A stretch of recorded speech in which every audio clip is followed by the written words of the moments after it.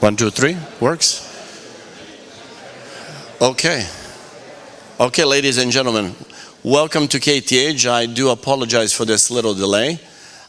Usually all the institutes of technology, including the #1 in the world, MIT, have problems with technology a little bit. So I think we're not different, but I appreciate your patience. So we're now live. Welcome to a very special event.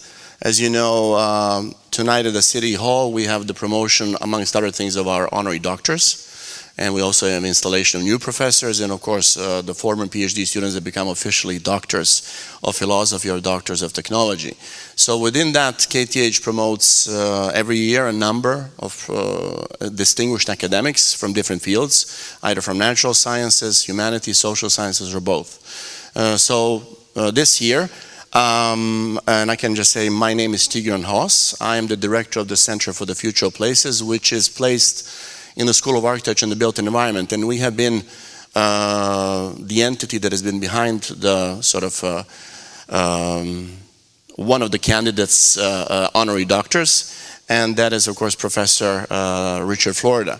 So I'm very happy today that we've been able to put this seminar together with a number of also distinguished scholars from KTH and colleagues that will also be part of the panel, and we'll have a discussion following Richard's talk. We are also live streaming today. We're going to be on YouTube channel KTH and on YouTube channel CFP, and the live streaming is, I got to show this. I mean, we all have climate change indebted in our DNA. Sometimes you need to get a pink slip, and I got from my good friend Charlie Gostrom here, that we are maximizing visibility and minimizing climate impact. And also, I would like to say that this seminar is a cooperation between, I call it RISE, or it's RISE, or it's RI.SE. Very interesting sort of a research support body at KTH, and also the Viable Cities huge platform that we have here. So if you want to look those two up, I really suggest. And also our center's webpage is www.cfp.ab.kth.se. Some of us are jet lagged, which is fine. We just came from the US. But I want to say one thing about KTH, which I think it's important, and I know some of you are our alumni, some of our colleagues here. I spent the last month at MIT in one of the labs there, and I can tell you that we're now developing different partnerships with MIT, and MIT is extreme. We are valued very high in MIT's eyes. So I think that tells a lot about KTH. So I think we should all be proud when we go out and when we're here. Not just to promote KTH, but really this is a premier institute of technology. And I know I've given one brand to it. I call it the MIT of the North, and it's been sort of taken. And I know our president calls it simply the best. So maybe both of them we can combine. So anyway, without any further ado, I would like to introduce and just tell you how this is going to go. Introduce our honorary speaker. It's going to be Dr. Richard Florida, and it will be followed by a panel of our 3 colleagues. So I will introduce the panel later when Richard gives his talk of about 35 to 40 minutes, and then after that we'll have a discussion and reflections in the panel. And at the end there will be a short 15-minute interview with Richard and Dr. Michael Mahaffey because if you know, World Urban Forum is starting in February next year in Abu Dhabi. So there'll be some questions raising issues of the Global South and other. So I would like you to, if you like, to stay for that also. And then we conclude these proceedings. So Richard Florida is one of the world's leading urbanists. He's a researcher and professor serving as university professor at the University of Toronto School of Cities and Rotman School of Management, as well as being distinguished fellow at NYU and Florida International University. And he's been before professor also at Carnegie Mellon. A writer and journalist, having penned, as you can see the poster behind me, the several extremely influential books and also papers that have really started to turn and change the paradigms how we see at the cities. And 2 paradigms that you have seen here that are both in work, as I would like to say. The book, The New Urban Crisis, the last one before it was The Rise of the Creative Class, that I think a lot of you have read and has in your possession. Also the senior editor of The Atlantic and the City Lab, one of the most prolific, I would say, debate sites, news sites on issues of urbanism.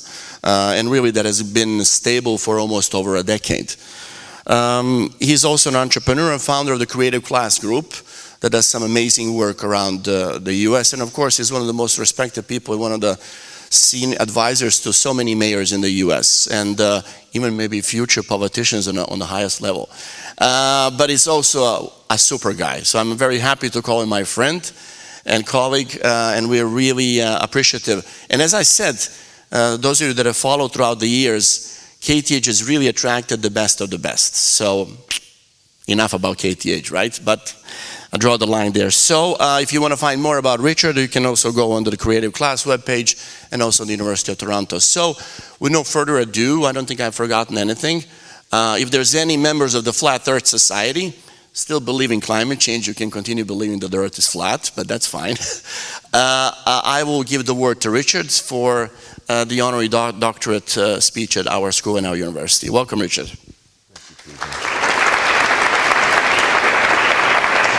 Thank you, David. Thank you, Tigran, for that very, very kind introduction. And thank you for stewarding my nomination and acceptance this evening of an honorary doctorate. From this, I mean, it's quite an honor. That's what I'll say. This is quite a prestigious institute, not only in Sweden, but all across the world. So I am really honored to accept it. And I look forward to the day, and I look forward to this evening. I think I want to tell you my story, and it will get to the creative class and the new urban crisis. But I think since we don't know one another, and in fact in Sweden before I've given kind of a standard speech about my books, I'll tell you my story and where they, and particularly since at least a subset of you are graduate students and doctoral students and embarking on a journey that's similar to the one I did. So the basic fact of me that you could use to extrapolate all of this, it comes down to one single and simple fact. I was born in Newark, New Jersey. That's the airport that got me here yesterday. Have any of you flown to that airport or been in Newark? It's a hub of Scandinavian Airlines. But the thing you should know about Newark is it's probably the single most distressed urban community in the United States and perhaps in the advanced industrial world. And that's the city of my birth. I was born in 1957, and as a young boy, my city was a vibrant city. A great writer, now retired, named Philip Roth. If you read his works, they're all about Newark. When I was a young boy, I'm Italian American, there was a large and bustling community of Italian Americans, a large and bustling community of Jewish Americans, a large and bustling community of African Americans. There were, believe it or not, integrated schools. My mother went to one. The city was home to a downtown central business district with great department stores. It had a vibrant, it was one of the origins of the Industrial Revolution in the United States, a so-called Ironbound District, right abutting the airport if you fly in. The Ironbound District is an area of manufacturing, historical manufacturing. It was called Ironbound, so called because it was bounded by train tracks and the port. But by the 1960s, if you study urbanism and urban history in the United States, our cities, less so cities in Europe, our cities in the United States, I think somewhat uniquely, began to depopulate. At first, people, prompted by mortgage subsidies, federal highway subsidies, road subsidies, begin to leave the cities to move to the suburbs. In a very famous book in 1961, Hoover and Vernon, two famous urban economists, called Anatomy of a Metropolis. The metropolis they were looking at was New York, my metropolis. New York is part of it. Said that we were experiencing, think about this, a flight from density. Not a flight to density, a flight from density. As the middle class, white Americans, began to depopulate the cities, business and industry followed. Factories began to relocate from their older vertical factories to more horizontal factories. Commerce began to relocate. Downtown department stores began to close. They began to create the shopping malls that we've all come to know and maybe not love so much. My dad worked in a factory in the Ironbound section. My mom worked in the local newspaper, the Star Ledger, in downtown Newark. My parents in the early 60s also became suburban migrants. They followed, my mother had 6 sisters.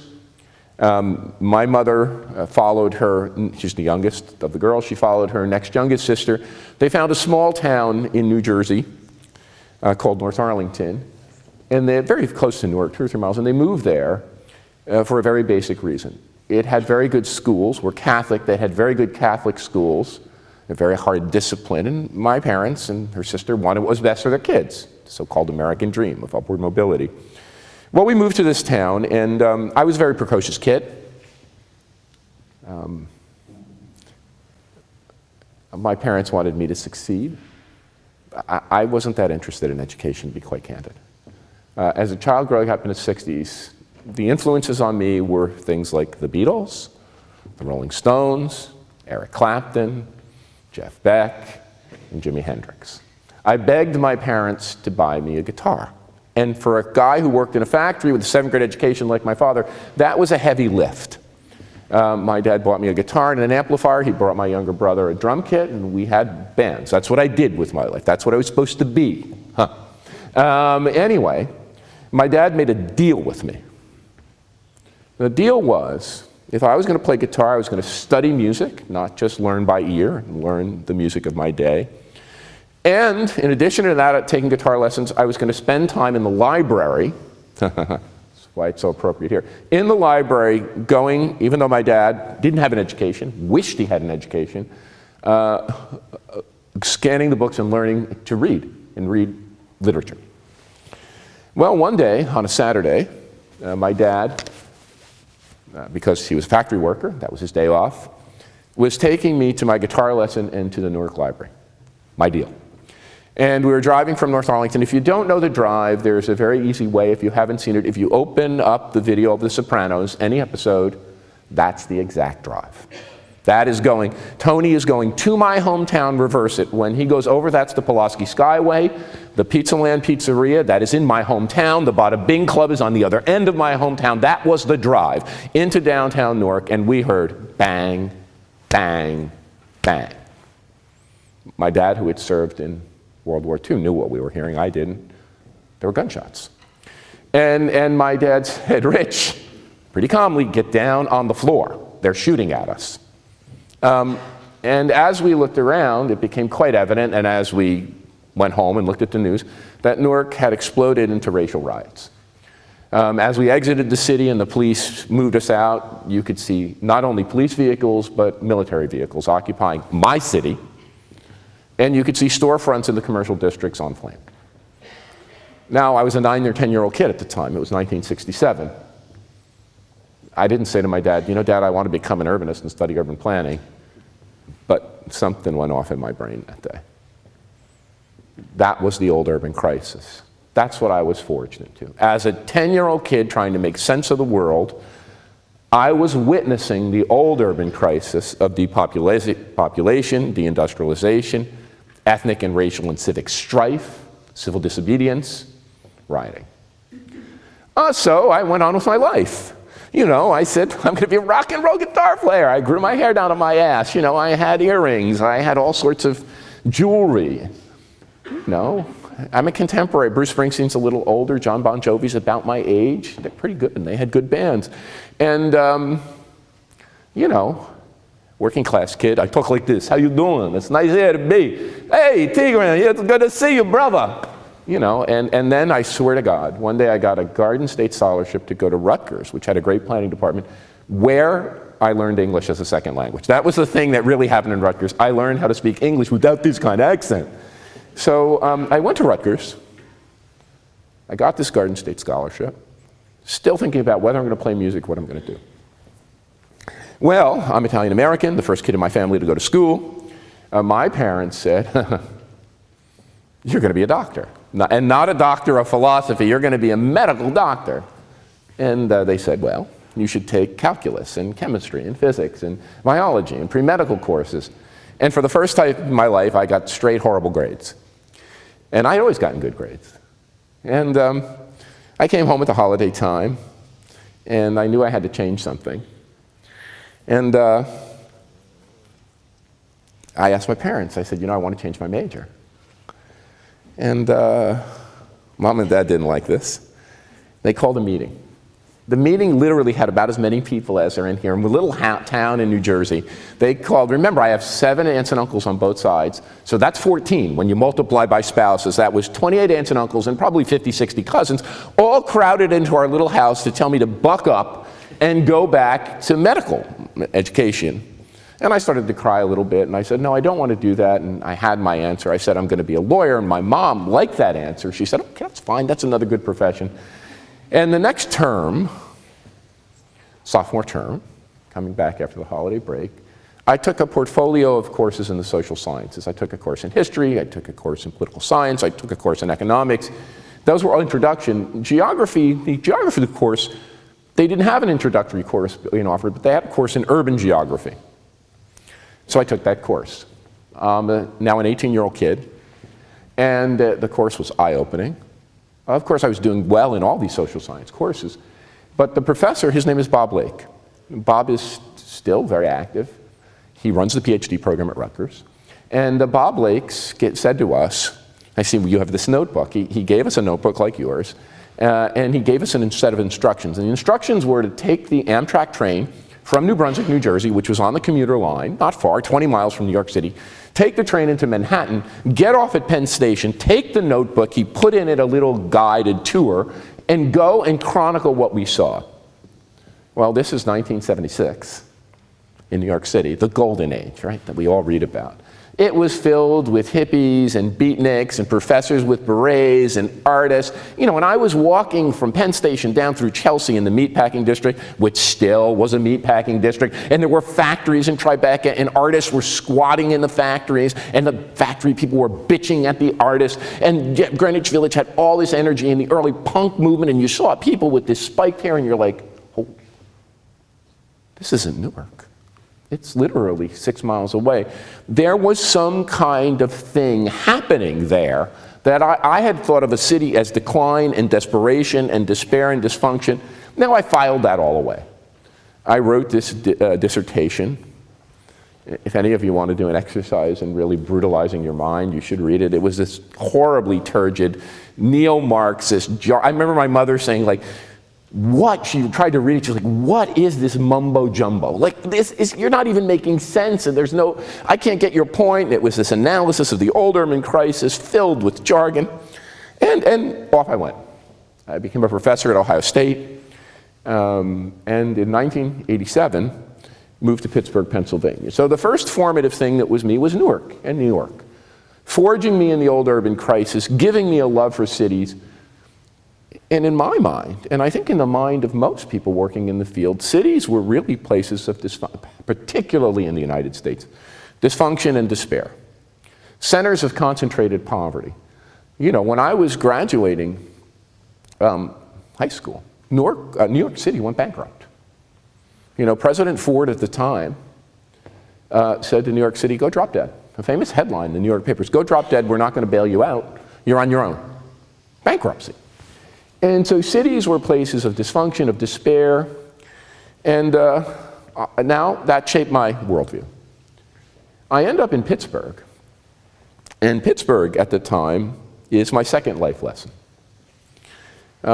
Pittsburgh at the time was going through the throes not only of urban despair, but of regional economic despair. If Newark was the single most impoverished, and remains the single most impoverished city, Pittsburgh had been dealt the biggest economic body blow. A center of steel and of heavy industry. The city was really hit by a series of economic crises in the 1970s and early 1980s, which decimated its industrial base. Before I came, the city lost hundreds of thousands of manufacturing jobs. A city whose population was once nearly 1 million saw that population fall to 330,000. It lost 2/3 of its people. It was really in the throes of economic devastation. But there's a very famous economic geographer there who helped me get my job. His name is Gordon Clark. Gordon just retired as the Mackinter Professor of Geography at Oxford. At the time, there was a thought in Pittsburgh, led by the president of the university, Carnegie Mellon, where I took up a professorship and was for nearly 20 years. His name was Richard Syard. He's a famous social scientist. The idea that Richard Syard had was that Carnegie Mellon, an institution not unlike this one, KTH, that Carnegie Mellon held the seeds to Pittsburgh revitalization. And here was the hypothesis that Richard Syard had. At Carnegie Mellon, if you looked, in terms of the technologies that were being developed, robotics, probably the leading center of robotics in the world to this day, software and software engineering, early computer science, internet search. This is me in 1984. You're at KTH, you're at a place like this. 1987, 1987, I come to Carnegie Mellon. My colleagues tell me, Richard, we are going to have ubiquitous computing anytime, any place, anywhere. I didn't even use email. We're going to have ubiquitous computing that when you go in a room, it will sense your temperature, it will know. We had guys, I wear a Fitbit, we had guys back then making something called body media, body trackers. We had self-driving cars. Pittsburgh's now become a center of self-driving cars. We had self-driving tanks. We had robots. The future was there, and what Richard Syard and others hypothesized, and I think they knew, these technologies could fuel an economic rebirth. And in fact, when we did the analysis, on a per faculty member basis or per research dollar basis, Pittsburgh and Carnegie Mellon were producing as much patents and staffing as many startup companies as Stanford University was, the hub company of the hub institution, catalytic institution of the Silicon Valley, or MIT was doing in the Boston region. Even more so, although Pittsburgh had lost the manufacturing branch plants of these companies, it had the R&D centers of all the major steel companies, which had suburbanized. They had built these beautiful suburban research and development parks. But remember, Pittsburgh wasn't just a center of steel. Pittsburgh really was the Silicon Valley of 100 years ago. The Mellons family were early venture capitalists and were investing in related clusters of companies that would complement and diversify their steel investments. George Westinghouse companies, famous electric company, was there. Westinghouse had a huge R&D center, one of the best in the world at the time. Pittsburgh had a huge community of companies in chemicals. Pittsburgh Plate Glass, Pittsburgh Chemicals. It had switches and signals. It had advanced technology around Rockwell Aerospace. The idea was if you could glue those two together, the industrial research capacity and the university research capacity, you could build a cluster of high technology industry similar to what was happening in the Silicon Valley or in the suburbs of Boston. Look, we invented the world's first high technology network. We brought together the first network in the world of high technology enterprise. We called it the Pittsburgh High Technology Council. We invented the first statewide program, Pennsylvania's Ben Franklin program, to connect university and industry and support them with funding. We created the first entrepreneurial incubators in the world. It's now all over the world. We created the first programs for technology transfer from university to industry. And we began spinning off companies. If you looked around Carnegie Mellon at the time, my colleagues ran the research divisions of Microsoft, of Apple, of Google. Our students were going to the best corporations, high-tech companies out in the Bay Area. We were a catalyst, but we weren't benefiting. The idea was, could we begin to spin some of these companies off and create a cluster, Michael Porter's idea, a cluster of related high-tech companies in Pittsburgh? Well, this was going well, and I had spent 10 years at Carnegie Mellon University, so after 10 years in the trenches, I was eligible for a sabbatical leave. And as Tigran was just mentioning, he just came back from Boston, at the time, at the Harvard Kennedy School and at MIT, there were a group of scholars very interested in how do you rebuild deindustrializing Rust Belt regions like Pittsburgh. And a group of them at MIT's Industrial Performance Center, in fact, led by Richard Lester, who's now the vice provost for global affairs at MIT. And at Harvard, a group of physicists and scientists at Harvard who had aligned themselves with the Kennedy School, Harvey Brooks, who's the person who built applied engineering and physics at Harvard. Lou Branscombe, the former vice president of research and development at IBM, a famous physicist. The fellow who was director of research at NASA. We put together a seminar, and the seminar wasn't urban planners and social scientists. It was a seminar of the leading physicists and biologists and chemists and urbanists and economists. This was like the Nobel Prize dinner. I'm not kidding you. It was a collection of Nobel Prize winning level scientists, allied with social scientists, to figure out a blueprint to use science and technology to revitalize dying manufacturing places. And Pittsburgh was our base case. And one day, you know, if the riot shaped me early, this day helped shape me later. I was driving into Cambridge and parked in the lot at the Kennedy School and got my cup of espresso, and the Boston Globe is the local paper. And I opened up the Boston Globe to a headline. I write about that in Rise of the Creative Class that changed my life. And the headline read, see, we had spun out many companies, but of one of these companies was a competitor to Google. Even though our people were at Google and helping to build Google, we had people in all of these companies. Yahoo was another one. We had created a third company. We were very good at internet search. Actually, Carnegie Mellon was very good at video search, very good at search. And Eric Schmidt at the time, I got to know him. He spent a lot of time at Carnegie Mellon before he went to Google. And this company was organizing internet search, and it was a big deal. And it was a competitor of Google, it was a competitor of Yahoo, it was one of the big companies in that then exploding field. We had put two of our best professors to found it. We had built the management team together. We had arrayed our best graduate students. We spun that company off. It was located adjacent to the university in a cool industrial area right down the street. It was growing like gangbusters. And the headline in the Boston Globe read that this company was moving from Pittsburgh to Boston. And as my mother would have said, it threw me for a loop. Threw me for a real loop. Why was our company moving to Boston? Now, if you know anything about urban economics, you know that what urban economics was about, and what I taught about in urban economic development, was that firms drive economic development. And that firms, if you could attract firms or build clusters of firms, if you could lure them to your city, bribe, tax incentive, whatever, you could attract firms to your city. Firms were key. They would bring jobs, and people would move to jobs because, of course, people as rational actors go where wages are higher. Now, Pittsburgh had a natural advantage. Compared to Boston, compared to San Francisco, it was cost effective. It was cheap. So we could bring the high technology jobs combined with the low cost of living. Look at, whoa, what?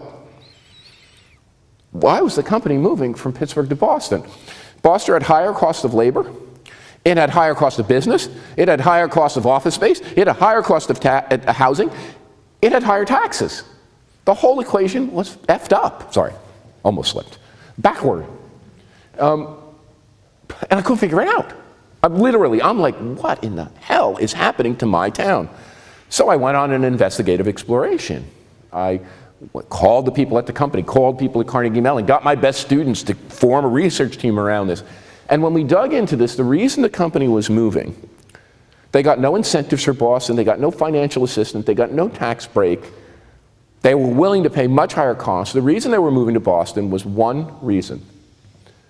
The skilled and talented people they needed to build the company, not just in R&D, but in marketing and management, whatever disciplines, were already living in Boston. It was taking them too long to bring these people to Pittsburgh, and oftentimes they wouldn't move.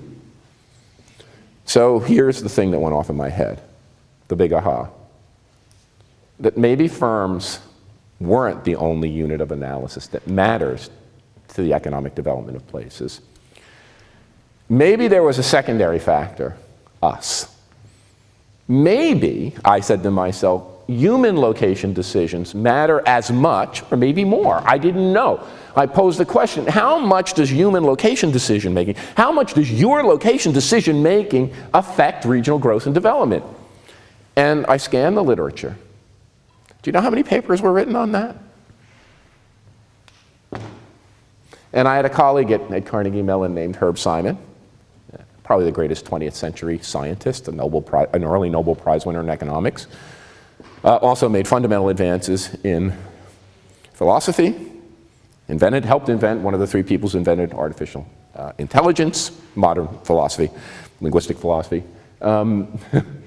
Helped invented the field of cognitive psychology. I mean, Herb was a polymath.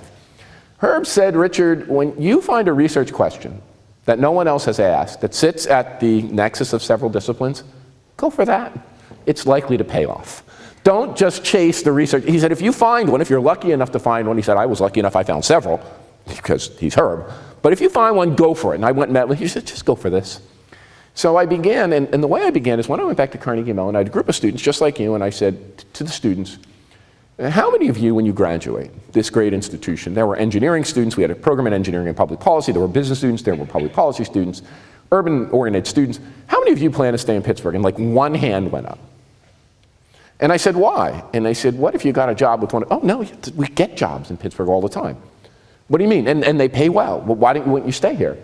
Well, it's not exciting. It doesn't have a buzz. It doesn't have energy. And I'm so stupid, I'm thinking energy. They all want low gas and electric prices. Like, what are these people talking about? We went down the list of the factors, and it became evident that the things that were weighing on their location choices were different than just economic adjustment, wage rates, and housing costs.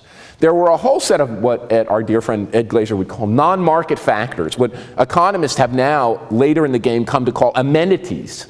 Amenities, in their words, which mattered. So I said, well, let me try to figure this out. So one day I'm walking down the hall, and my dean at the time says to me, you should meet a guy named Gary Gates. I'm like, sure, I like people. I'll meet Gary Gates. He said, because you guys are studying the same thing. Oh, really? I'm one of the few people in the world studying this, I think. I hadn't even met Ed at the time. Ed was just starting off as a professor. And he said, yeah, Gary's studying the location decisions of gay men.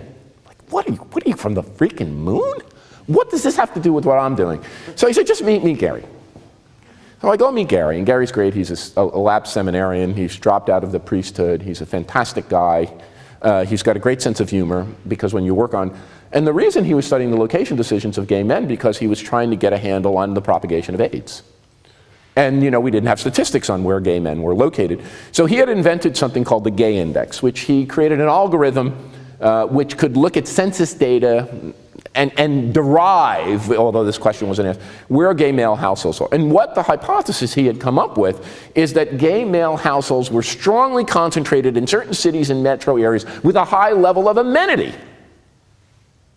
And when we met, he said, Rich, name your, I didn't even come up with the name. The name Creative Class came from a really smart editor, a New York book editor. I was calling it all sorts of BS. I said, if you have a class here, if it looks like a class, smells like a class, call it a class. And I was, but anyway. Gary said, name your 5 hotspots for the high-tech think workers. Well, I said, that's Boston and Seattle and San Francisco and San Diego and where else? And he said, you've just named the 5 gayest places in America, Rich. So we did the research. And of course, to our surprise, there was strong and positive and significant correlations between these clusters of gay men and the clusters of what we come to call the creative class and high-tech industry and higher incomes. The second thing we did was we had a center for census research at Carnegie Mellon at the time. There's a very capable guy there. And we were trying to look at proximate measures for amenities. And people were talking about like concerts, music, entertainment, musical shows, all these sorts of things. And in the census, there is another category of people that let you actually count the number of working actors and musicians and people in these fields. We created a Bohemian Index. And also and now this was a joke. Like, this isn't even serious. Like, we're going, gays and bohemians, and we're going, like, people are going to think we're nuts, right? They're just going to think we're crazy, we lost the plot. And these guys are really good econometricians and data scientists. And the correlations and associations, no matter what we control for, are coming out positive and significant. So anyway, we start writing this stuff. And I write the book, The Rise of the Creative Class, published in 2002. And just to make a long story very short, we then, at the urging of my editor, this group of people that we were identifying as think workers, knowledge workers, I did 2 things.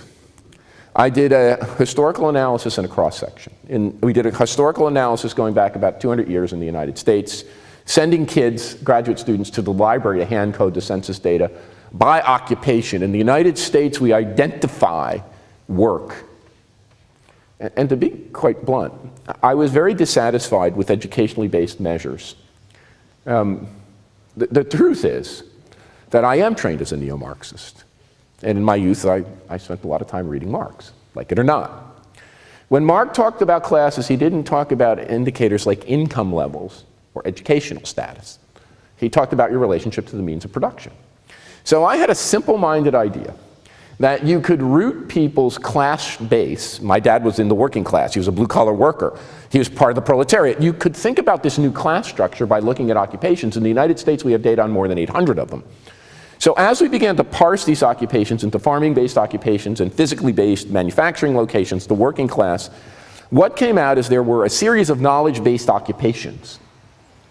Science and technology, innovation, research and development, entrepreneurship, arts, entertainment, and culture, that had an underlying skill set, that had a set of relationships to the means of production where you didn't use your physical labor, used your mental labor. Your mental labor became part of the means of production. And so we looked at this data over time, and here's what we found. In the year 1900, most people were still farmers in Sweden and the United States. Less than 5% of the workforce were members of this group called the creative class: scientists, technologists, innovators, musicians, knowledge workers. By the year 1950, the United States and Sweden as well had become fully industrialized nations. At this time, more than half of the workforce were like people like my dad, working in factories. Less than 10% of the workforce were members of the creative class. Between 1980 and the year 1998, which is the data we had at the time, the creative class in the United States grew by tens of millions. At the time that I wrote the book, nearly 40 million Americans were members of the creative class, about a third of the workforce. If you look at Sweden today, about 45% of your workforce are members of the creative class. This is as big as farming was to the Swedish economy in the 1850s, and as manufacturing was to the Swedish economy in the 1950s. If you look at Stockholm, I think it's the second largest concentration of the creative class in Europe, in Northern Europe. Amsterdam is first. It's over 50%, and if you look at districts in this city, which are closer to the inner city, you're talking about 80 or 90% of the people working in the creative class. So that's what we were, and simply wanted to document the rise of this new class and its impact on society. Now, the book sunk like a stone. I had written 8 books before it. Nobody read them. But something very strange happened. Several months after the book came out, a guy who was editor of the Washington Monthly read the book. And somehow somebody failed to deliver their essay for that month's issue. And he said, you know, I grew up in St. Louis, and St. Louis is a lot like Pittsburgh, and everything I see in St. Louis looks like what you saw in Pittsburgh. Can I excerpt your book? His name was Paul Glastris. And he tells a story recently about how he had to patch and stitch things and make sentences, weave them together, and he said, he titled that story, not the creative class, he titled that story and the cover of the magazine, Why Cities with Gays and Rock Bands Will Win the Economic Development Race. Amazon was pretty new. Holy shit. I looked at my Amazon ratings and it went just like this. That story went viral. I didn't know, people said, you know, bloggers. I had no idea when they said the word blogger what they were. Bloggers are writing about your book, and boom. And that took off not just in the United States, it took off worldwide. And it was fascinating. That's a topic of another book. But anyway, it became something that captured the imagination, and at that point, immediately it set off a firestorm. I'm a big boy. I'm an academic. I actually like criticism. Initially, if this happens to you, initially it hurts. I have to be honest, and some adjust better. Rob Putnam, if you read Rob Putnam's book, the epilogue to the book on Bowling Alone, he talks about what happens when you become a public intellectual and how you try to deal with it. It's very eloquent. But for me, I got criticism from both the left and the right. The right were the first, and they were, let's say skeptical would be a nice word, skeptical of the fact that things like a gay index or Bohemian index had anything to do with economic affairs, and they immediately called me on the carpet. Does Florida really believe that yuppies, sophistos, trendoids, and gays drive economic development? One guy wrote, and I've since become friends with most of these people. One guy literally wrote, Florida's trying to foist his gay agenda on America.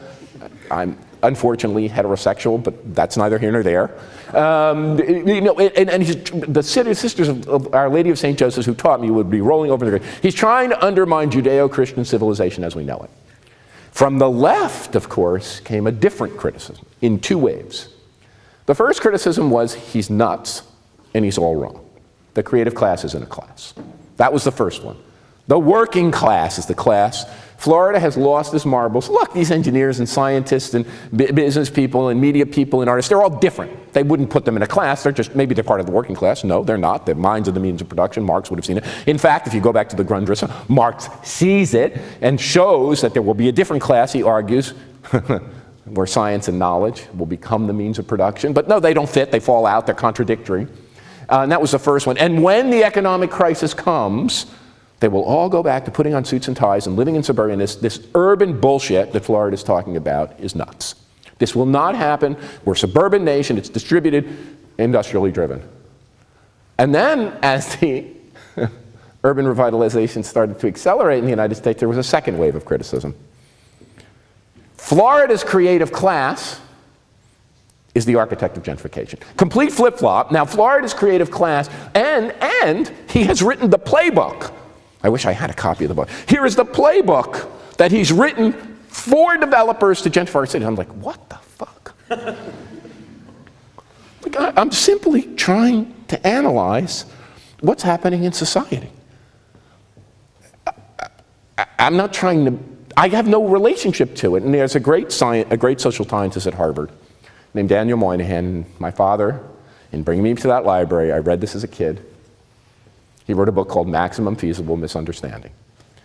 And that book was about his work at Harvard and when it went into government in the Kennedy administration and the Nixon administration, and how that work was bungled and mangled and turned into political agendas. And I said, holy God, I'm going through a maximum feasible misunderstanding. That's fine. You propagate an idea out into the world, the idea finds its way, and people do with it what they wish, and you try to refine it and use that as a way to open up a conversation. There are lots more we can talk about. I want to get to the third part of the story. In 2007, I moved to Toronto, a place more like Stockholm than it is like Newark or San Francisco, a place which is progressive, which is kind, a country which has health care, good educational system, not a lot of guns, very little violence, a model for immigration and tolerance. Our mayor, a social democrat, and our lead counselor for economic development, a social democrat, they call them New Democrat, same thing, are developing an agenda for inclusive prosperity in which I'm an advisor. I'm talking to Jane Jacobs. And out of this mix in Toronto the Good is elected the original populist, Rob Ford. You may have even heard of him in Stockholm. Rob Ford, before Donald Trump, before the wave of populism, Rob Ford, the guy who ran his campaign on tearing out bike lanes, blaming the creative class for gentrification, the guy who was snorting crack on his mayoral desk. And I said to my wife, I said, if this can happen in Toronto, more and worse will follow. Because Toronto was a relatively egalitarian, a relatively well and cohesively organized society.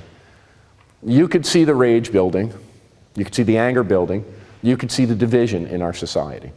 And that division, I think, is very important to understand. It is not simply a class division or a product of socioeconomic inequality, although those are key factors. It is a problem of geographic concentration, of geographic segregation, and geographic isolation, where the creative class, highly educated people, have colonized the areas close to the urban core, around transit, around knowledge-based institutions, of high amenity, and have packed themselves into these communities. An area which, a geographic structure, which I called winner-take-all urbanism. Winner-take-all urbanism. We live in a society now where the Stockholms, the Torontos, the New Yorks, the Berlins, the Londons, the Shanghais, the Beijings, the world isn't flat. Thomas Friedman said the world was flat. It's not flat, it's spiky. It's highly geographically concentrated, and we operate in one world, which is far apart from the other world where so many other people live. And as that has happened, that geographic segregation has happened, and we get not only economic inequality, but the more important factor, spatial inequality. urban-rural divide, whatever we want to call it, but it's fractal, it recurs at every scale. Areas of persistent and concentrated advantage, a declining middle class surrounded by areas of large-scale persistent disadvantage. You get two worlds and two cultures. And we know this from the studies of populism that we have. It's not so much that the old social democratic or labor solutions of economic equity will solve this. In fact, those solutions are being rejected. There is a cultural reaction. In the centers of urban creativity, in these hub places, our values are cosmopolitan.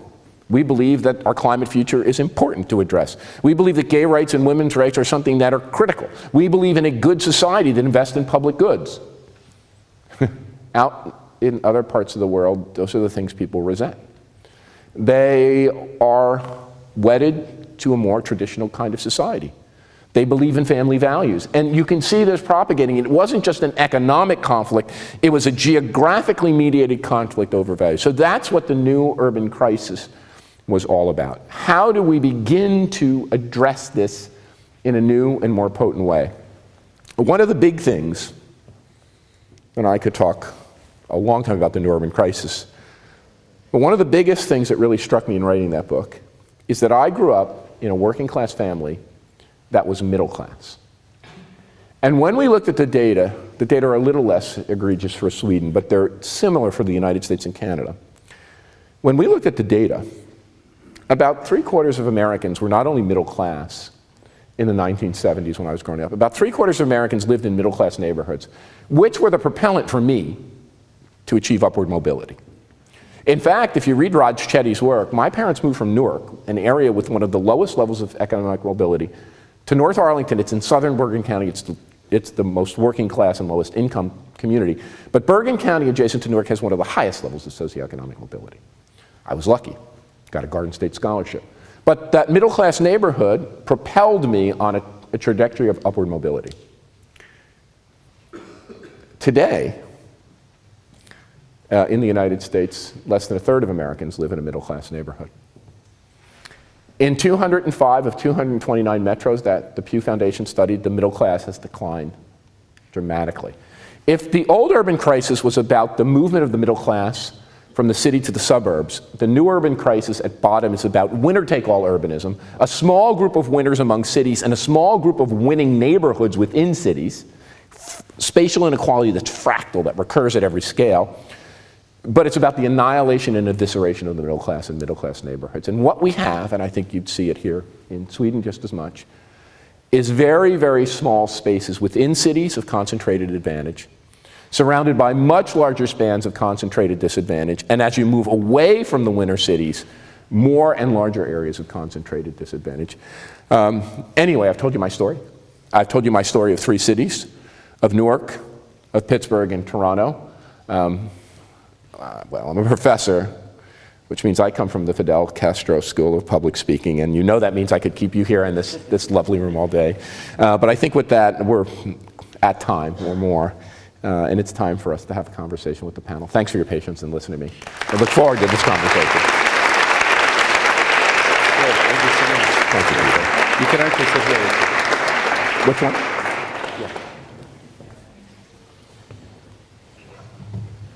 Thank you so much for this very personal. Am I on? Okay. We don't want to miss all the millions of Chinese colleagues listening, streaming now. Yeah. Thank you for a very personal journey through this. And also, I think it was Edward Carr's famous book, What is History? He talked about the moral judgment of historians, but also the historicity of things. So if you really now you get this timeline, one can understand the causality of things, why we are ended up in a second sort of type of urban crises. So the next segment is, as we have planned it, would be a number of our colleagues that would reflect and discuss a little bit the work which Richard has done from the creative class to the urban crisis. And I would like to introduce our 3 colleagues. I can actually start from the physical seating of them. Professor Hans Westlund, Professor of Urban and Regional Planning at the School of Architecture and Built Environment, but also Professor of Entrepreneurship and Urban Economics at Jönköping University here in Sweden. A good friend and colleague of mine and a former head of department is one of the first. Then the second one is architect, our architectural critic and debater, Ola Andersson, of Alfredson and Andersson's architectural firm, with the backgrounds in art history and architecture. And I would say one of my most prolific architectural writers. And last but not least, Carrie Facer, a champion for climate change, a champion for the better tomorrow. Professor right now, guest professor at Uppsala University, but based in Bristol, will join us also. So we have a very interesting, nice mix. And as usual, as I do, I try to speak very less, and maybe I can intervene, but I would like to hear three of your, and of course, there will be time for Q&A, I promise. I will give a few of you lucky winners or losers, depending where you are in the creative class or urban crisis, a chance to talk. So the first reaction maybe from three of you, this very telling story or a comment that you might have. We can start from you, Ola. I think as an architect, my job is to ask myself, how can we produce this kind of environment that is so attractive to people in general? Because what I think has happened is that, as you described, for instance, in New York, there was, in Stockholm as well, there was an abundance of urban space suitable for this kind of creative class in the end of the 20th century. Stockholm had close to 500,000 inhabitants in the central city in 1944. In 1981, when I moved into the central city, there was 225,000, so there was an abundance of space. And what has happened since I moved in here to the central Stockholm is that the urban space has become gone through this development that you have described, and the result is that there is now a shortage of this kind of space. And the interesting thing in Stockholm, I think Stockholm is sort of ahead of the curve in gentrification. And the interesting thing is that the creative, I have watched during the last, say, 20 years or 15 years, how the creative class has been replaced in these urban environments by people with more money than they have. Because, people who work in, say, actors and people like that or journalists and intellectuals can no longer afford to live in the central city.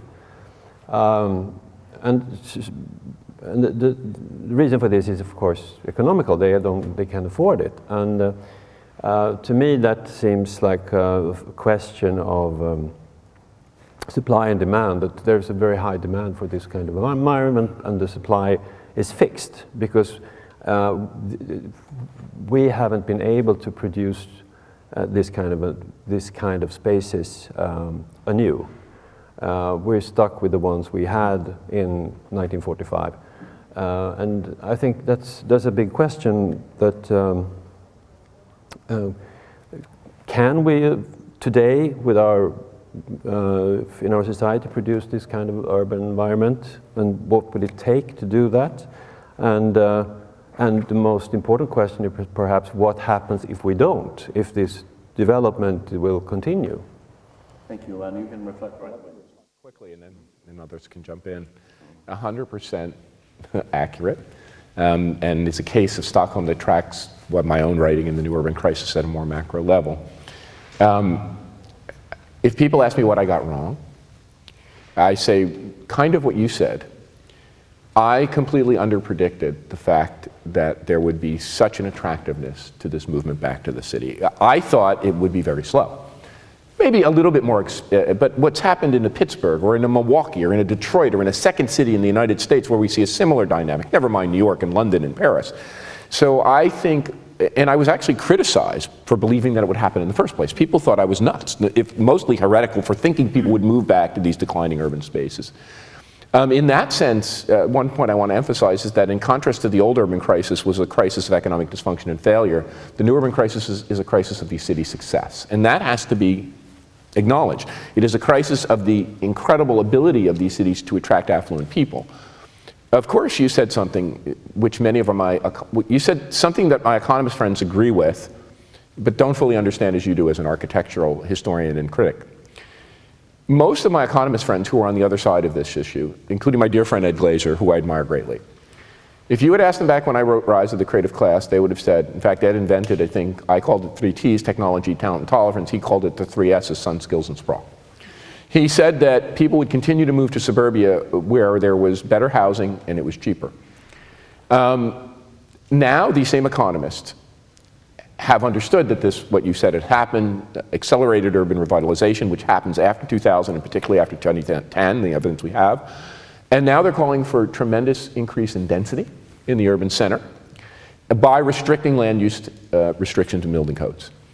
What I talk about in the Rise of the Creative Class is that is important but a necessary but insufficient condition, because what people are moving back to is not just high-rise towers. They're moving back to a very limited supply of spectacular urban neighborhoods, which we only have a handful of. So when you have rich people and foreign investors and tech companies and multimedia companies and everyone, and those are things that are hard to build. So even though we have to build more, we have to build carefully. And one thing we can't do is throw the baby out with the bathwater. We cannot, and I see this happening more in US cities, beginnings of the destruction of the architectural fabric of these great historic Jane Jacobs neighborhoods. So that's one of the things I worry about. We have to build more, and also just the other thing is we have to build not just more supply, we have to put a focus on building more affordable supply for artistic creatives and also for the underclass, the working and underclasses who can't afford to live in these cities, but 100% right on. Carrie, you wanted to react. Yeah, I mean, so I really enjoyed your talk. I really enjoyed your story. One of the things that I wonder whether it's worth introducing is the understory of what has happened to education and to schools over this period, which both in the US and in Sweden has seen a radical privatization of education situations to the point that you get an intensification of the inequalities through the schooling system. So education and schooling seem something that's missing from the narrative, because one of my questions is, how does one make a member of the creative class? And the second area that I'm particularly interested in is the relationship of universities and so-called knowledge workers in universities in their connection to other actors in the city. So I think this is very interesting, the way that your thinking is moving. So I'd like to tell a little story in response to your stories, if that's okay. So I'm from the city of Bristol. We have a fantastic creative tech sector. We are doing a huge amount on smart cities. We also pride ourselves on being green. We were European Green Capital.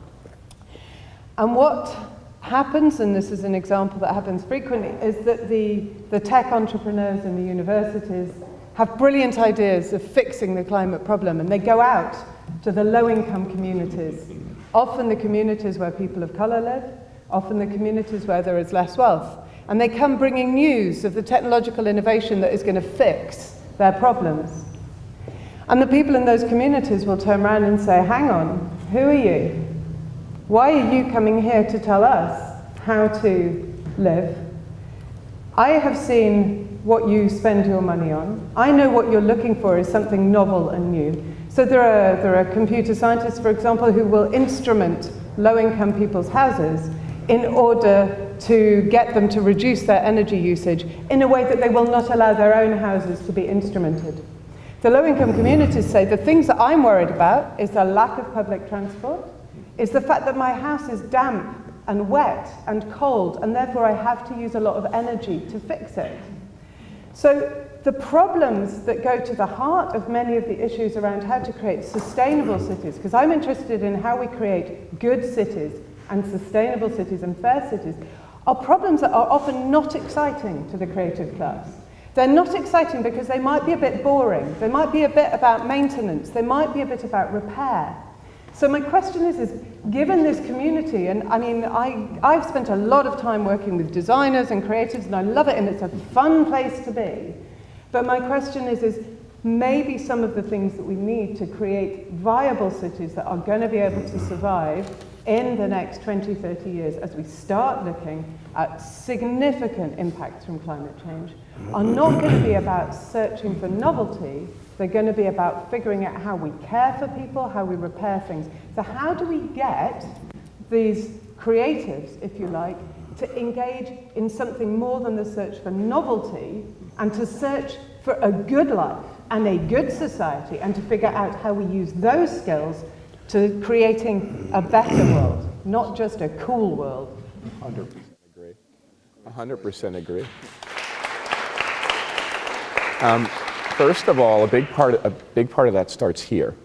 The incentives for us are 100% for novelty and 0% for engagement. Yeah. I can tell you I've been promoted in a university like this. When those promotions have come, I've been told, publish more papers that are novel, stop doing that stupid work with communities. So number one, the incentive structures of universities need to change. I've been quite outspoken on that. I think they're ruinous. You notice that not many faculty members will write about this. I will write about it. I'm a university professor with tenure. They can't hurt me. Well, maybe they can, but not too badly. So the incentive structures that we have set up are wrong. We promote, generally speaking, I'm not talking about KTH, based on research, teaching, and service. Service being departmental service. A number of us have talked about changing that to discovery, learning, and engagement, and giving full credit for engagement. We need to have mechanisms that give full credit for real engagement. The second thing is, you know, I'm a student, and Jane Jacobs was my mentor. And I came to Jane one day after the devastating attack on the World Trade Center in New York City. I could look at those towers being built as a boy. And I said, Jane, we're both New Yorkers, even though I'm from New Jersey and she's from Pennsylvania. We both live there. We have to go help develop the plan for Lower Manhattan. She said, Richard, I love you. You just asked the wrong question. I said, what do you mean? You know, I'm all flustered. The city's under attack. This thing is damaged. We have to go. We're recognized, Jane, you more than me, but I'll go. I'll support you. She said, it's not about what we think, Richard. It's about the people who live there, the people who commute through there, the people who own the shops. And that's what you're saying, that our models of engagement aren't just going there and giving you something. They have to be built from the concerns. And one lesson I learned in Pittsburgh is we had a very poor neighborhood adjacent to the university, East Liberty. And we thought if we brought technology incubators, and we thought if we brought this, and then what did the neighborhood want? Good, low-paying jobs. So when we finally got some investment with a great community development organization, we went to Whole Foods and said, if you're going to locate in this neighborhood, you have to employ local people and you have to provide products. And we did that with everyone. I mean, we had this most remarkable, but your point is, it has to be rooted in the local community. And that's always been, and sometimes when I've been criticized, it's been, well, you haven't prescribed enough. It's because I really do believe you have to get this from the bottom up, and it's part of us engaging communities. The last point, you're 100% right. And of course, I live in the country that's the worst on this. Because the US has not only privatized education, education is local. So different in Canada where it's a statewide or provincial. In the US, where you live determines your educational outcomes. What I think is even more egregious is the fact now that it multiplies the advantages of location.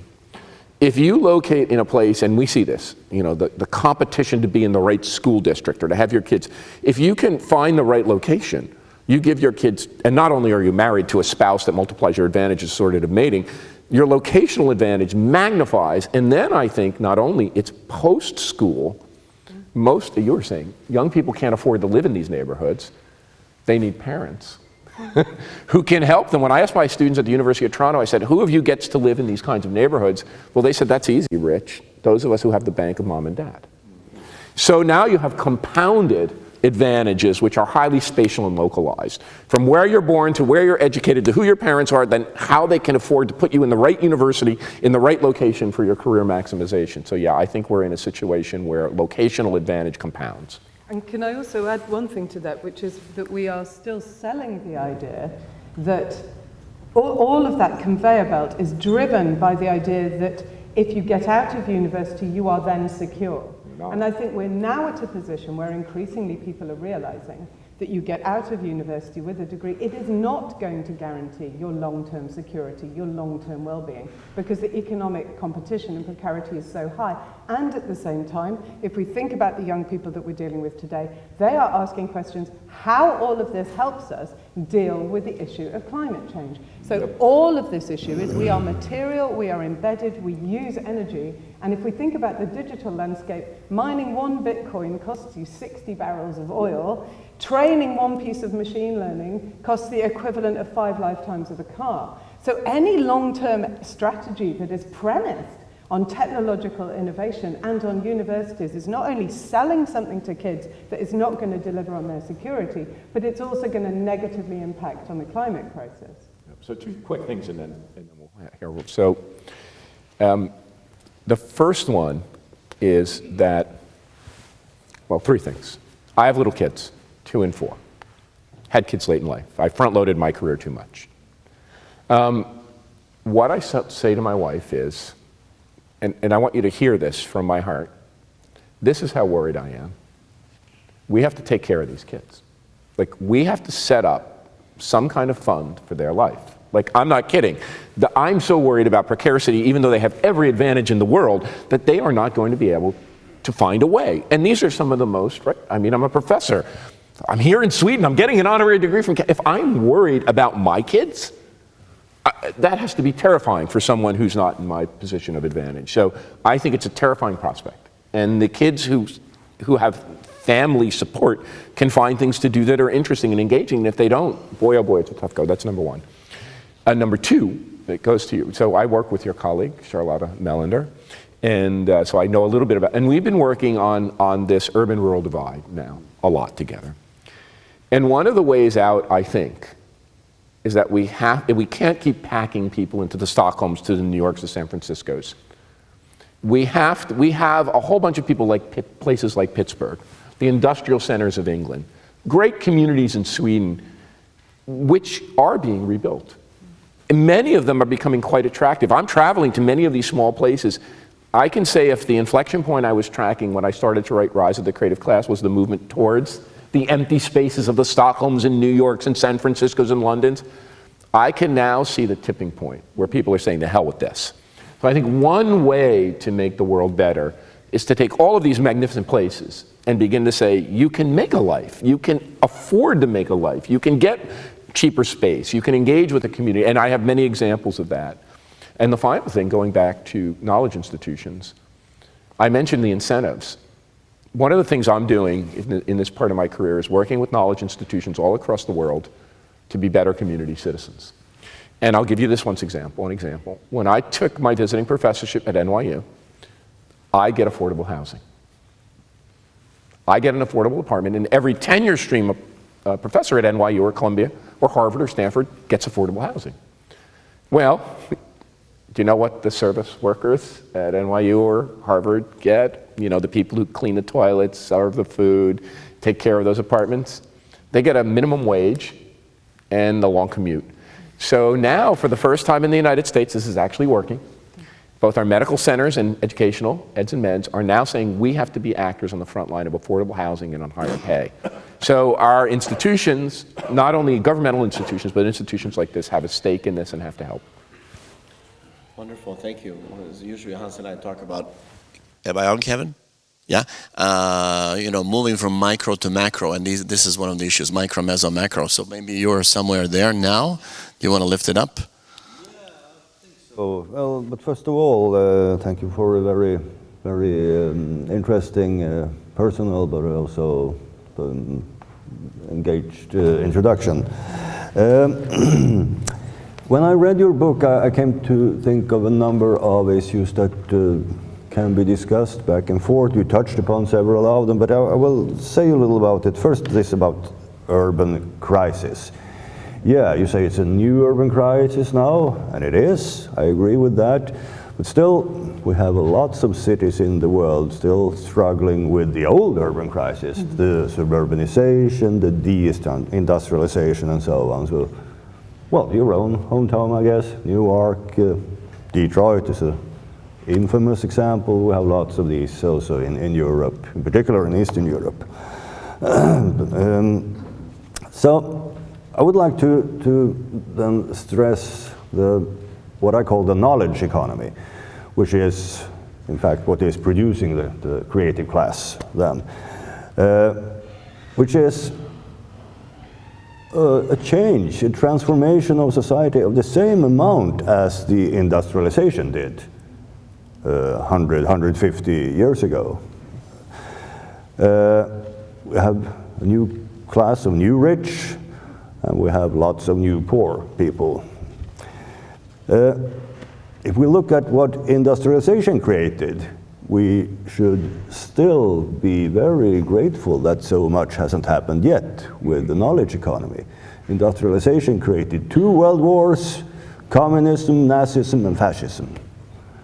These were the reactions to industrialization that so many poor people really couldn't stand what happened. And if we are on this way now with the knowledge economy, then we really should think about what to do. So maybe it's even much more general crisis than a new urban crisis. From the other perspective, which I think you also described, that there is this inner city crisis that also Ola was into, that there are now just really the rich people, or increasingly the rich people, that can afford to be there, and the creative, poorer guys are being crowded out. So there is really a need, there is an opportunity for planning to create good conditions for creative suburbs, or what we should call them in the future. The last thing is also, you could also ask if maybe this is a post-urban crisis connected to the book that Tigran and I published almost 2 years ago, which Richard also contributed to. Please buy this as soon as you can. And this book is today published in Japanese. I can also say. Yeah. Well, enough about that. But what we say in this book is very much, it's a regional phenomenon. It's metropolitan region, which is also in a hierarchy, and we have those that Richard mentioned that are in the very top. But outside the metropolitan regions, what is there? Well, there is lots of countryside. There are also old industrial cities that no one needs anymore. That's the real thing. We need the resources out there in the countryside, but those can be caught by fly-in, fly-out labor and very, very capital-intensive industries that soon can be remote controlled. There is no real need for any people out there. This is also a crisis. This is a deep crisis in the human community. We have been thinking about urban and rural. Now it's something else. It's post-urban or post-rural. Yeah, let me respond, because I think you and I, we think a lot alike. So I can show you my notes. It's very interesting. They're right here and in the first page. In the first page, the opening of the speech I was to give sounded a lot like yours. They're right there, you can look at them. We are living through the greatest disruption in human history. There was one with the rise of modern farming and one with the rise of modern industry, and industrialization gave rise to this incredibly disruptive time. And I say exactly what you said. 2 world wars, the rise of the ism. I mean, it's just like a mind meld. And of course, my father told me about this because my father lived through the Great Depression and fought in the World War. He stormed the beaches at Normandy. And I was saying last night, couldn't have even imagined what his life was like, that kind of personal disruption. We are very fortunate, indeed, that this disruption, which is bigger, because all heretofore human history, we made wealth by manipulating nature and using physical labor. Now we've disintermediated that and we make wealth with our heads. And I think that's what's causing the political and cultural backlash that we see in the rise of populism. But I'm optimistic. A couple of points. One, I think that the underlying mechanic, the dynamic at the bottom of this, it's Ed Glaser's professor and a great Nobel Prize winner, Robert Lucas, identified in a classic essay called The Mechanics of Economic Development. And Jane Jacobs, and he said in that essay, Jane Jacobs deserved a Nobel Prize for this. Because this woman who wasn't an academic, didn't have a PhD, identified something he called a human capital externality. A human capital externality is not a firm-based or resource-based externality. It means when we get together in a city or neighborhood, we make each other more productive and innovative. And he said in a knowledge economy, that's why the people are moving to downtown Stockholm. It's a basic economic law that's forcing us together, closely compacted, because that is the engine of economic growth and development. That's why we get this concentration and clustering. So in this sense, urbanization, we talk about industrialization and urbanization. Urbanization is the more powerful force. It's really fascinating to me that, and urbanization, industrialization is a relatively short period of time, several hundred years. Urbanization is a force that's exerted across all of human history. So now we're dealing with pure urbanization dynamics. So you're 100% right about the crisis. You know, a really talented book editor in New York titled The Creative Class. I didn't want to call it that, and a really creative book editor in New York said, you're talking about a new urban crisis, let's call it that. In the book, I say exactly what you said. It's a much more general crisis of knowledge-based capitalism. It is not just a crisis of an inner city. It is a crisis of the fact, here's the crisis. Because of this law of economic development, with more and more of us are forced, are pushed, there's a mechanism acting on us that push us to concentrate and cluster in inner cities. There's only so much land. The land price shoots up, forcing more and more of us out. So it creates an enormous divide. And that divide creates a whole set of political backlashes, which now begin to undercut the innovative dynamic. So yeah, I think it's a general crisis of knowledge-based capitalism, but here's why I'm optimistic. I think cities are places of political contest. They're not all yuppie, gentrified, creative class places. There's low-income people, there's middle-income people, there's black people, there's white people, there's ethnic minorities, and people are mad. And they go to the mayor and they go to their city council and say, you have to fix this and we can't go on this way. And now we have a political eruption. You know, people are erupting in San Francisco against the tech companies. People are erupting across the world against big real estate developers. There's a real conversation, and my sense of this is the political contest over cities will force us to create new solutions for more inclusivity and more equity. Are we there yet? No, but we're in early days.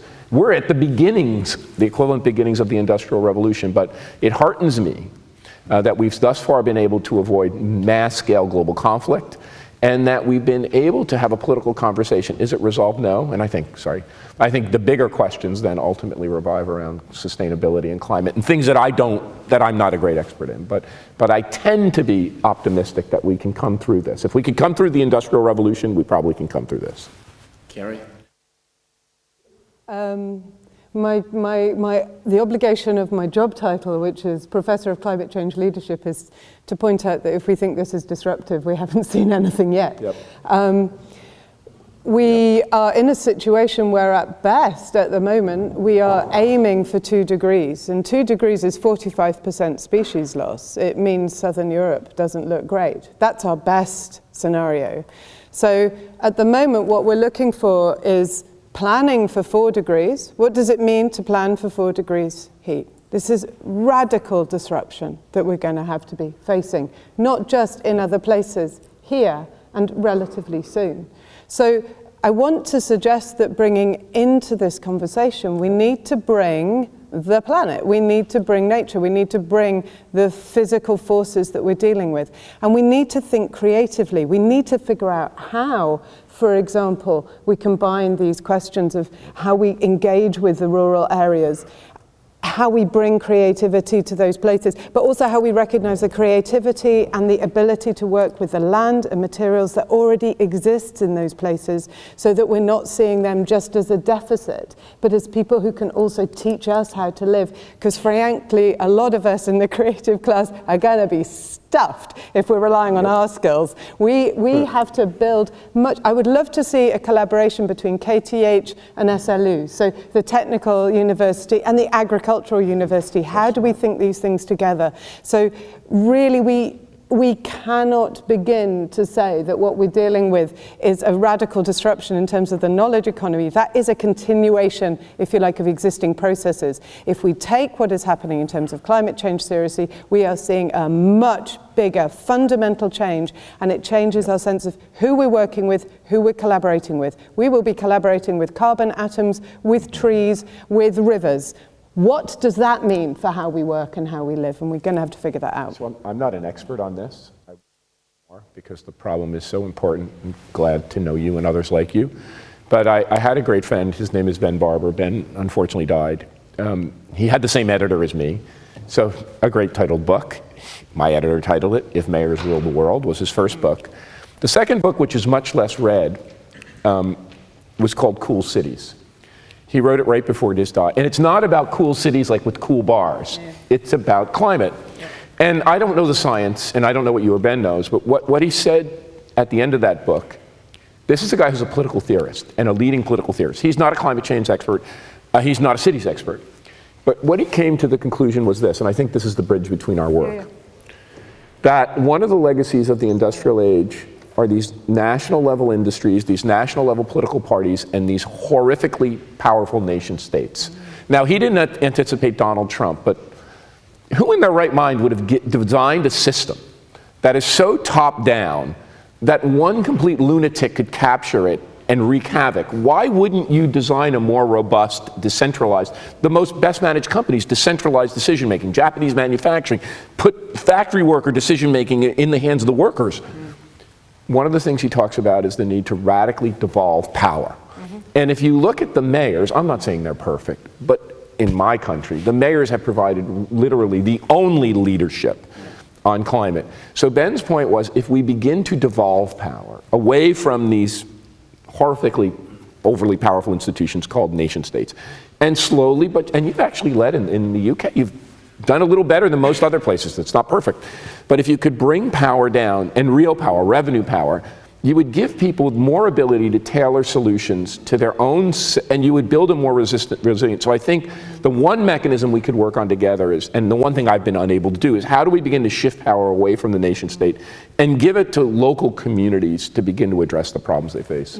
This is why I turn to you two there. How does that work with an understanding of the rural-urban as a critical relationship and a critical dynamic? So I agree, cities are a great scale to work at. The risk is that cities see themselves as, if you like, deconnected from the rural areas. That's precisely what your work is about. So how do we both decentralize and make sure that we remain networked and connected and understand that cities are not, if you like, autonomous people's republics? They're also dependent on other places.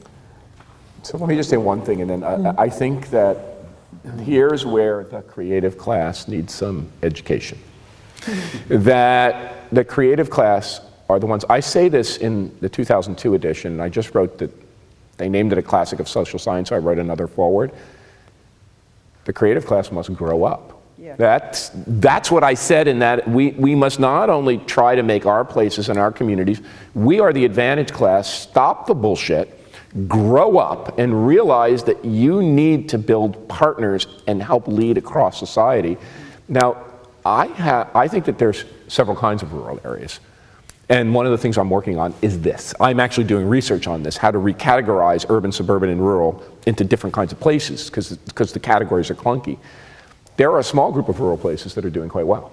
You know, that have amenities, that have connections to major metro areas, that are attracting all of these kinds of people because they don't want to live in the city. There are some places that are doing okay, and there are some places that are falling apart. And I think we have to figure out, but my hunch is that's through aggressive place-based policy and giving people the tools to solve their own problems. But yeah, and also you mentioned suburbs.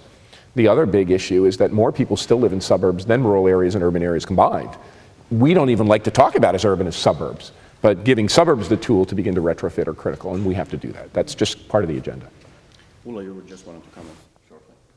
Yeah, I think that, you know, one of the, I mean, we're roughly the same generation. I think what we saw when you wrote your book in around the millennium was that we thought that, you know, this economic development that was taking place in cities, they would lift all the boats and everybody would be happier for it. But what we didn't count on is the well-documented increase in inequality, the increasing inequality especially in the Western world, where the big parts of human population in the third world have seen rising incomes, and but in the Western world, like the 1% have seen their incomes increase drastically, while the other boats didn't get lifted. And when that happens, of course, there's resentment towards the creative class. And I mean, the resentment that is represented by Donald Trump is directed at exactly the creative class that you wrote about. And so I think there is no fixing this without addressing the question of inequality. So 2 things just really quickly on that. One, I think we now know how inequality is produced. The biggest part of the inequality story is in the 1%.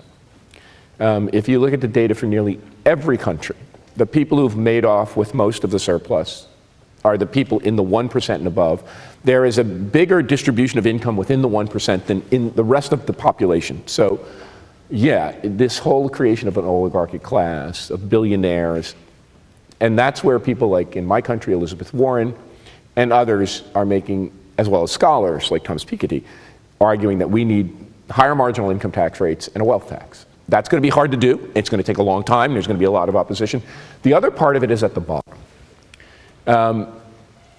My dad told me a great story. My dad said when he was a boy in the 1930s, it took 9 people, his mom and dad and all 7 siblings, to make a family wage. And it took 3 families in a townhouse in Newark, my father's father and his 2 brothers, to support 1 family. 3 families pooling could support 1 household. So you're talking about roughly 30 people's wages to support 1 household. He said, Rich, I went off and fought in World War II, and I came back and something changed. I went to work in the same factory, doing the same job, except now I had enough money, same job, same factory, to buy a house, to put you boys through Catholic school and put you through university. This was called labor parties, Franklin Roosevelt, social democracy. We made manufacturing work good work. It was the kind of shit that Marx said was horrific, work in satanic mills, people were dying. 50% of Swedes and 50% of Americans work in low-wage, precarious, contingent service jobs. Those jobs need to be made better jobs, and that's what I do. I go around the world in the country telling people you have to build a new middle class by upgrading the people who do service work. And if you don't, you're condemning 50% of your population to low-wage work. Higher minimum wages are part of it, but doing all the things we know work in manufacturing companies, involving people in their work, understanding that better paid workers are more engaged with employees and customers, that provide innovation in their workplace, that generates more productivity and more profit. But we've got to make a big push on raising the wages of the 50% of workers who work in the service class. Hans, you wanted just a short one before we have 5 minutes before I open up a little bit. Yeah. To lift a partly other question, because our discussion so far has been focused solely on the Western world, Western cities and so on. But if we look around in the world, there are things happening, more things happening in Asia, East and South Asia. And it would be interesting to hear your opinion on these issues. Is there an urban crisis also there? Is it an urban crisis of another character, or isn't there a crisis at all? Sure, I devote 1 chapter in this book. And you know, I have to apologize at the outside, first for being an American, and second for dealing with American publishers. And Tyler Brûlé, who founded Monocle, says this. He said when he took it around to American publishers, they didn't want anything on any city outside of America. I got 1 chapter. 1 chapter, and that was a big lift to get 1 chapter on the world. That's the parochialism of America. Look, but I read. It's not my expertise, but I read. We now know that our previous view of urbanization is probably time-limited or incorrect. Our previous view of urbanization, as you know better than me, was that it lifted many boats. That in the West, when England urbanized, when France urbanized, when Europe urbanized, when the United States urbanized, when Japan urbanized, when Korea urbanized, it went hand in hand with an industrial wave, people working in factories, getting higher incomes, agriculture in the periphery moved up. It lifted many, yes, there were conflicts, but it lifted, urbanization went along with industrialization and a rising middle class. What we're seeing in Asia, in South Asia, in Africa, is that urbanization is highly concentrated in certain megacities, some of which are creating a middle class, those in China, and maybe that's it. But in a large number of places, what is so puzzling is that urbanization is being accompanied by declining middle. And this puzzles urban scholars, that what we're getting is poor people's urbanization without growth, which you're getting people leaving the countryside, not just for opportunity, but to avoid civil strife, war, crime and violence, environmental catastrophe, and they're packing into cities which are just desperately poor. So, yeah, look, I think this is why it is incumbent on us. So what have I done? One, I've gotten in front of the UN. I've gotten in front of the UN and helped convince the UN, one of many, that we needed a sustainable development goal for cities. Not that that's a big deal, but that global level policymakers and global development institutions need to understand that cities and urbanization are important, not just national policy, right, which was the mindset. The second thing that we did, so when I went to the UN, you can read the speech, I said, all the grand challenges you face, including climate, are nested in cities. We do not have a support infrastructure for cities. We do not have a training infrastructure. People going into these positions in cities throughout the developing world don't have the kinds of training. So what we did at the University of Toronto is we created a school for cities, the first one in the world. The idea being that what has happened in the medical field, where you develop research and develop clinical protocols and you test that and you have teaching hospitals, but I can tell you this has been really hard.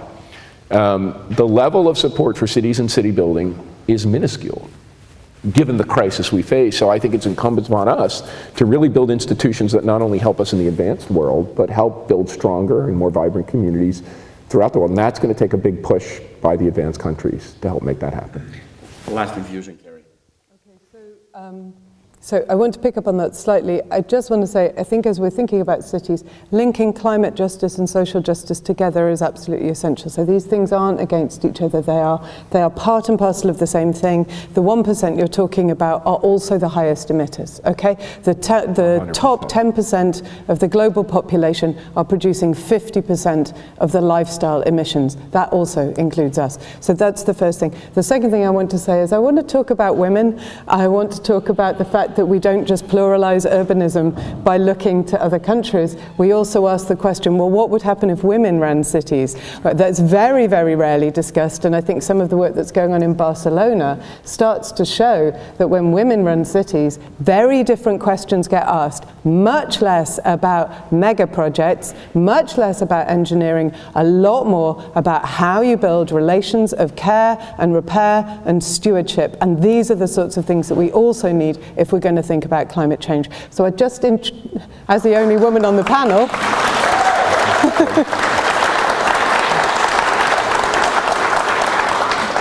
maybe the only woman, but not the only feminist here. So let me respond. Just yeah. I've heard that a lot in Sweden, is all I can say. Especially as a father of two girls. I think you're 100% right. 100% right. And we need to pay a great deal of attention to this so that the world in which my kids grow up is better, different and better. But I think we have another alliance between us. Many. Another alliance. I think that your work on justice is an important pillar, and I believe in it wholeheartedly. But I've taken a different narrative tack, but I believe in it. I've taken a different narrative tack, and I made it explicit. Sometimes I'm called a neoliberal because of this. I've made an argument about competitiveness. I made an argument about competitiveness and prosperity because that's what many of these decision makers, that's how they think. That's how the corporate community thinks. That's how the business community thinks. That's how the people who run universities think. That's how the people who run nations think. And what I'm trying to do is suggest that in that narrative of competitiveness and prosperity, a critical component is justice. That they're not at odds with one another, that societies, and the reason I believe this is, I've studied pretty deeply the history of social revolution. It's what I studied as an undergraduate when I was trying to be a rock star. And I studied the birth of social democracy pretty closely. I saw what happened in Germany, and I saw what happened in Russia. And I studied that. And there was a German social democrat, I think he had some influence in Sweden, called Karl Kautsky.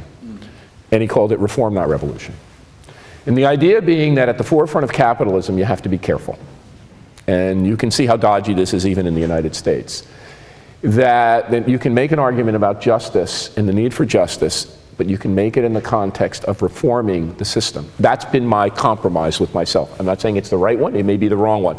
But to do that, you need vigorous critics and vigorous political opposition from the social justice and civic left.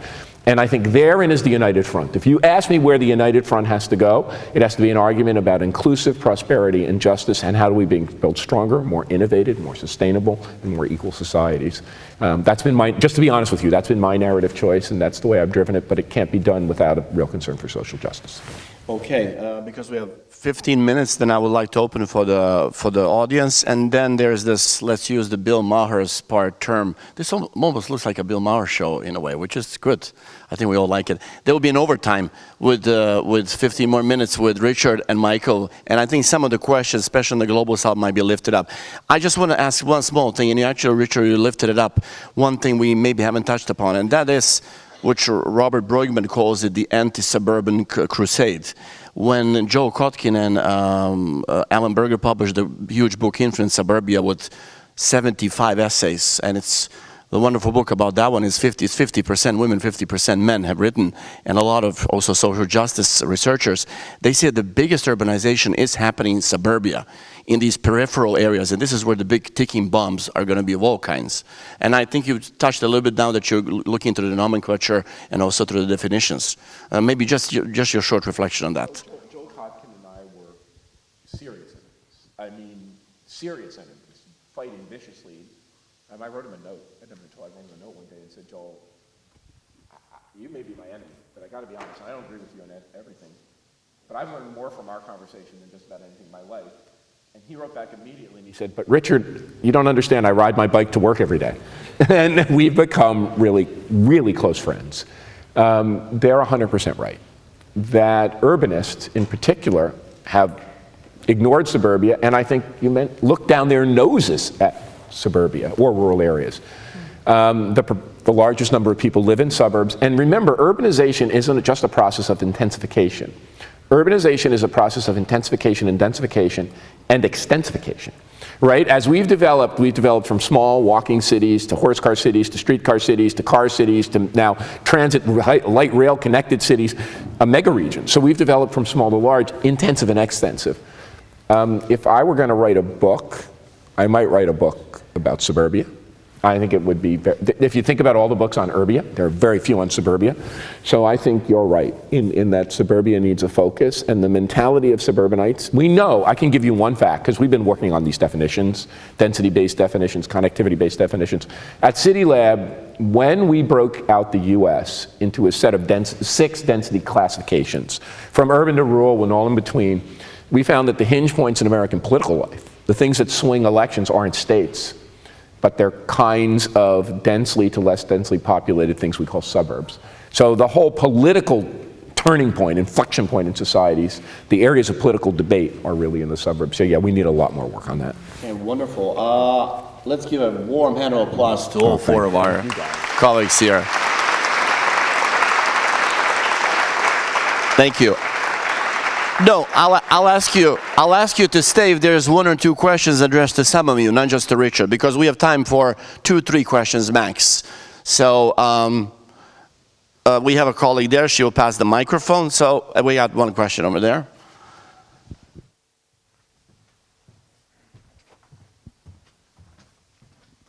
Who was it? Hello. I don't know if I should stand up. Okay. I hear you discussing all this time about what has happened over the past 200 years, I would say, and you're mostly focused on that in terms of society, climate change, and being not so much in this kind of generation of technology and social networks and networks in general, I'm liking this view of how the world has changed over the last and past 10 years, introducing this kind of networks and this kind of spillovers that happen or not happen or have a major impact in our decision making on whether we are going to this restaurant, this city, and how we we react in the built environment because we see this whole new digital world that is being built, and it's not called the urban world. So who's going to study that? Thank you. The super millennial question. I'm happy to start. I mean, I think, generally speaking, you know, and one of the things I've reacted against was the fact that the introduction of new technology would spread us out more. You know, and Tom Friedman wrote a remarkable book a decade or so ago called The World is Flat, which caused me, insight that technology was going to enable us to spread out, caused me to take the satellite images of the world and do some algorithm work with computer scientists and find out that, in fact, things were concentrating. They were spreading out. There were more countries, but they were concentrating in fewer and fewer places. So that's one. The second part of your question I find to be fascinating. And I think that we sometimes lump this under the rubric big data. That there is, when I was at Harvard recently, not only talking with Ed Glazer, but Rob Sampson, who's the leading urban sociologist in the world, Rob was saying, like, it's hard to find them because they get really good jobs, but I need more data scientists. I need more people who can parse the kinds of data you're talking about. On the one hand, the satellite images we use to show the distribution of spatial activity and its spread, economic activity. The other would be looking at some of these sites. There are people now looking at the so-called Yelp reviews as a way not only to understand what restaurant is good, but to understand gentrification. There's credit card transactional data. We know this. I don't have the data. They wouldn't give it to me. We know this by looking at the credit card data. They can track the gentrification of areas in Stockholm. One is Los Angeles. What they told me is looking at the credit card transactional data, the process of gentrification in downtown Los Angeles is 10x that of San Francisco. 10x in speed. You can use Twitter data to develop, but Rob Sampson has used Twitter data to look at the social networks. You can use skills data, but I think using this data, and then finally, a number of people asked me this question yesterday, but it came up about built form.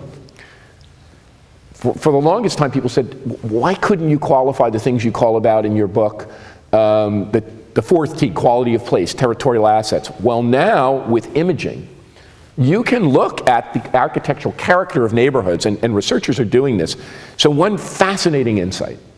This is a PhD economist at MIT called Al Seitz. Al and a guy named Jerry Charlino have digital photographs of every American city. What they found is exactly what you said. It wasn't young people or creative class or affluent people moving back to the central business district for employment opportunities. These were these architecturally significant neighborhoods with nice green spaces around universities they dubbed the Central Recreational District. And they, using the digital photography, could show that that was the anchor point of gentrification. That was the driving force, means that universities are implicated in this. So I think we're at the dawn of a new era where there's a whole new set of technologies and data that enable us to explore sides of cities and urbanization we never could before. Carrie. So most of the really interesting work on the digital is happening in cultural geography rather than in urban studies, so I would encourage us to have a look at that. And I think, for example, Nigel Thrift's work, he starts using concepts of demons or ghosts to better think about the sorts of other presences or beings that we're effectively living alongside as we're living alongside the digital. I think it's a very creative approach.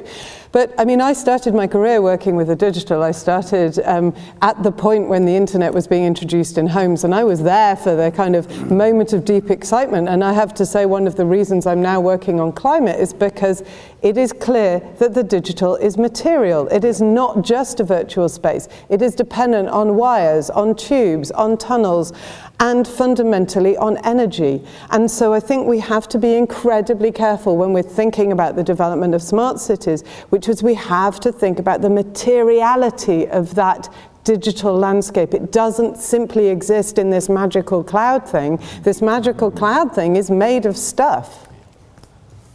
Good, thank you. Okay. Do we have another?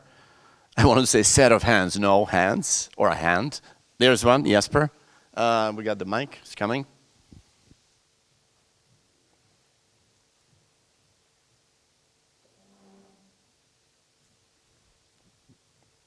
And then after that, or we don't take any more. Yeah. Thank you. Is it on? No. Yes. From a sort of a general European perspective, the political situation, sort of overall, we are watching anxiously the political situation in different countries. Will there happen something in what's going on? Will there be sort of a disruption in France, in Italy, in Spain? When you look at the most recent Gallup polls in Sweden, I don't know how close you're watching this, but the one country where there's already sort of a disruption having taken place is England. I wouldn't say UK actually. No, I'm saying England consciously because I think Northern Ireland and perhaps even Scotland is still a different story politically. So what's with your perspective, with your particular perspective and your lenses on these things, what's your view on what's going on in England? Yes, Rachel. You can't talk to a British person at the moment about this without being prepared for a great outswelling of grief. I mean, it is, I have to speak very personally and not professionally here at the moment. It is astonishing to find your country taken over in the most horrific, exploitative way. And I think possibly the most worrying thing is to watch how easily people split into camps and how easy it is for blame on both sides. So the Remainers treat the Leavers as though they're idiots. The Leavers treat the Remainers as though they are elites and empowered people who have no concern for their well-being. And you can start seeing how this gets driven in the most frightening way. And I think critically, if anybody's not watched it, then watch The Great Hack. It's a Netflix documentary that describes beautifully precisely how Cambridge Analytica and others during the referendum manipulated the social media landscape. And the point that I want to make really about this is we have a situation where people think that other people are stupid. There's a language of deficit that goes on. People are being rational within the information landscape that they have. And I think we need to remember that. And then we have to start saying, how do you rebuild democracy from scratch? And that means actually creating face-to-face relationships, smaller spaces for conversation and dialogue, dropping down from this national level and getting beyond a situation where your rationality can be and is being manipulated.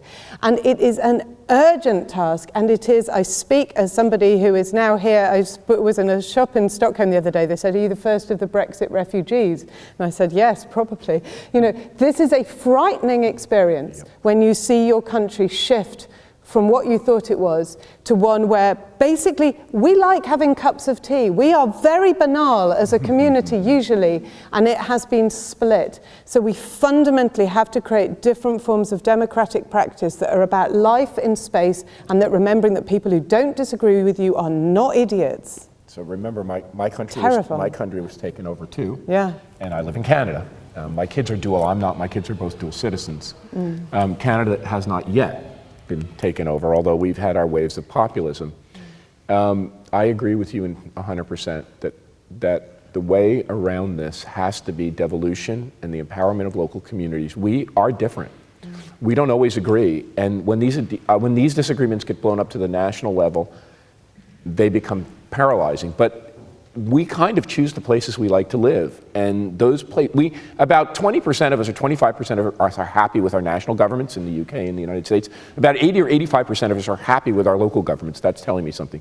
The second thing is that, you know, the way I view this is very much an attempted oligarchical takeover. I don't think this is just a political divide. I think this is a very small group of people, particularly in extractive industries, who are very hell-bent about holding back the kind of progressive change. I do think we will get over it. I do think there is enough organizing, but it's a painful experience. The last thing I will say is will be really fascinating for students, I think. You mentioned Cambridge Analytica. I have a very good friend at Cambridge. He's the leading personality psychologist, young personality psychologist in the world. He's the person who, as a graduate student, said, oh, I can look at your dorm room and read off your personality. I don't need an assessment. Oh, I can look at your iPod playlist. He was the first person to take personality assessment and look at it spatially. The Cambridge Analytical people were in those classes and stole those ideas. So I talked about maximum feasible misunderstanding. There was a group of very sinister people in these classes at Cambridge University who literally, these were people trying to develop science and trying to understand the science of spatial, everything we're talking about.